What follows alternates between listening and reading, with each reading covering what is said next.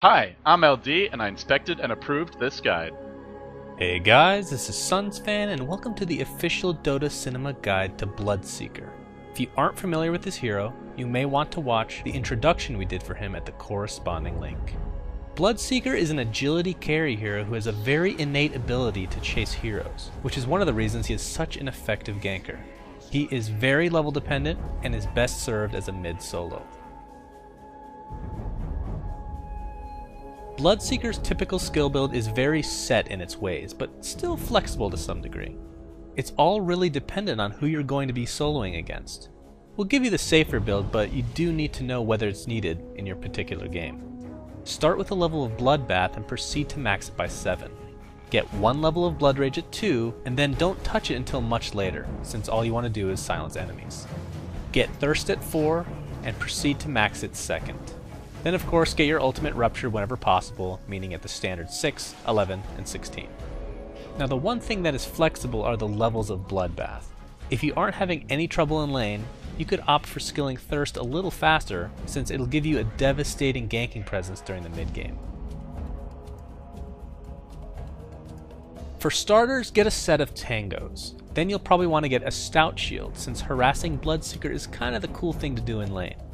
Now if you're positive you're going against a melee hero who you'll have trouble outlast hitting, then you could opt for a Quelling Blade instead, but Stout Shield is much safer.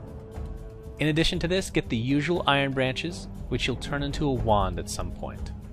For boots you have a choice between Phase and Treads. Both are acceptable depending on your specific game or just personal preference.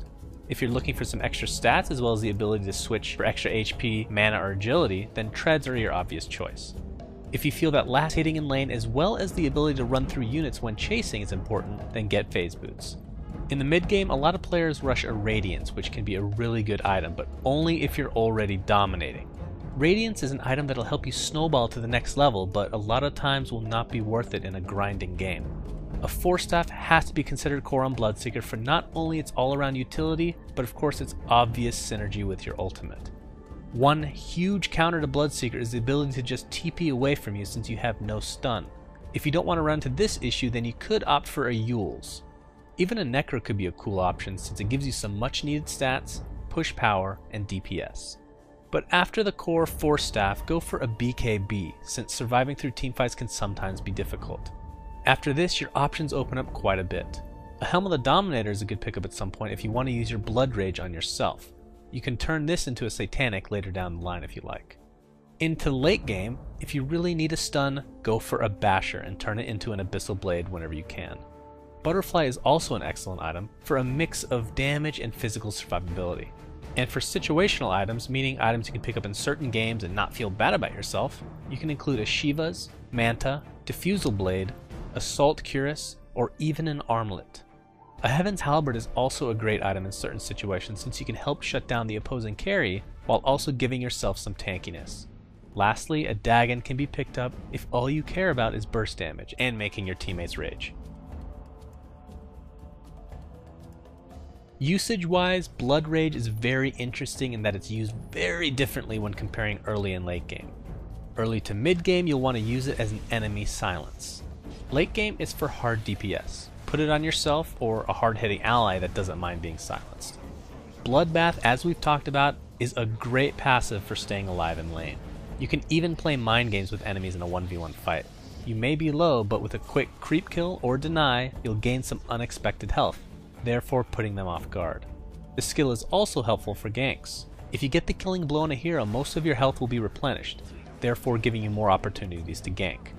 And even if you don't get the killing blow, you'll still receive half the benefits as long as you're within range.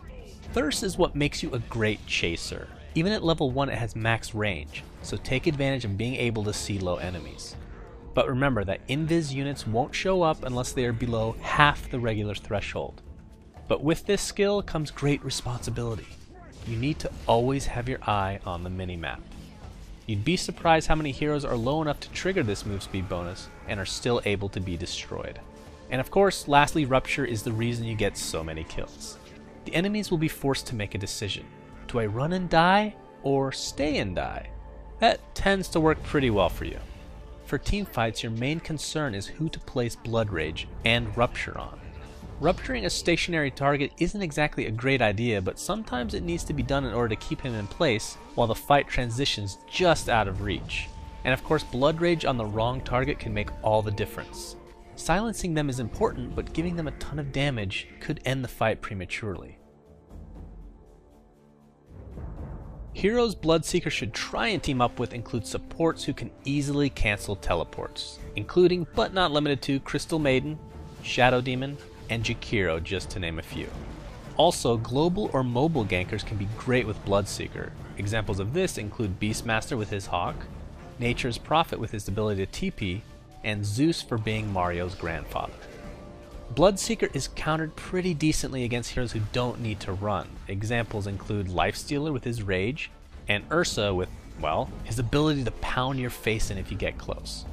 Also, as we've mentioned many a time, the biggest counter to Bloodseeker, especially in 1v1 situations, is the all-powerful TP scroll. Thanks for watching, and please remember to subscribe to our YouTube. Also, a big thanks to Flawless and LD for their help in writing this guide. You can check out their awesome channels in the video description. Also, be sure to visit our website at dotacinema.com and like us on Facebook at facebook.com/dotacinema.